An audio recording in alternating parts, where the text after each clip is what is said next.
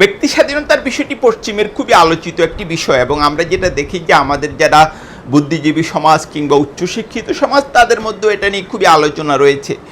কিন্তু দেখা যায় যে যখন ইসলামের কোনো বিষয় আসে তখন সেই ব্যক্তি স্বাধীনতার প্রতি আমরা পূর্ণাঙ্গভাবে শ্রদ্ধাটা আর রাখতে পারি না।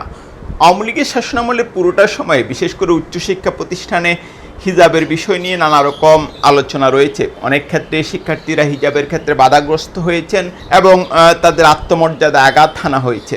এখনও যে সেটার খুব বেশি পরিবর্তন হয়ে গেছে সেটা আসলে দেখা যাচ্ছে না। বিশেষ করে আমরা যেটা দেখলাম যে রাজশাহী বিশ্ববিদ্যালয়ের খুবই আলোচিত একজন অধ্যাপক, গণযোগাযোগ এবং সাংবাদিকতা বিভাগের শিক্ষক অধ্যাপক আল মামুন, তিনি একটা পোস্ট করেছেন ফেসবুকে এবং যেটা নিয়ে বিপুল সমালোচনা হচ্ছে। তিনি মূলত আসলে রাকসু নির্বাচনে জয়ী ছাত্রীদের একটা ছবি যে যারা আসলে বোরকা পরা একটা শেয়ার করেছেন এবং সেখানে তিনি লিখেছেন যে ব্যক্তিগত স্বাধীনতাকে আমি এন্ডোর্স করছি।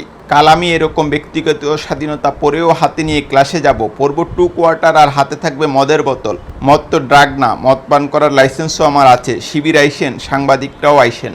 স্পষ্টত বোরকাকে কিভাবে কটাক্ষ করা হচ্ছে সেটাই দেখা যাচ্ছে এই পোস্টে, এবং বোরকা পরাকে কী ধরনের ছোট করে দেখা হচ্ছে এবং এটাকে নিয়ে কী ধরনের একটা উস্কানি দেওয়ার চেষ্টা সেটা আমরা দেখলাম একজন খুবই খ্যাতিমান অধ্যাপকের পোস্টে, এবং এটা নিয়ে সোশ্যাল মিডিয়াতে নানা রকম আলোচনা চলছে এবং রাজশাহী বিশ্ববিদ্যালয়ে প্রতিবাদ হচ্ছে।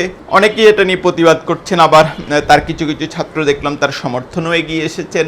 এটা খুবই দুঃখজনক এবং মর্মান্তিক একটা অভিজ্ঞতা যে তার মতো একজন শিক্ষক এবং তিনি খুবই পরিচিত অ্যাক্টিভিস্ট, আরেকজনের ব্যক্তি স্বাধীনতার প্রতি তার এইরকম ন্যূনতম একটা শ্রদ্ধাবোধ আসলে নেই, এবং তিনি আমি যেটা বলবো আসলে সভ্যতারও এক ধরনের সীমা ছাড়িয়ে গেছেন। এ ধরনের শিক্ষকরা আসলে চাচ্ছেন এক ধরনের হয়তো উত্তেজনা তৈরি করার জন্য, এবং ছাত্র শিবির কী পরিমাণ খারাপ সেটা হয়তো উপস্থাপনের একটা সুযোগ তারা খুঁজছেন।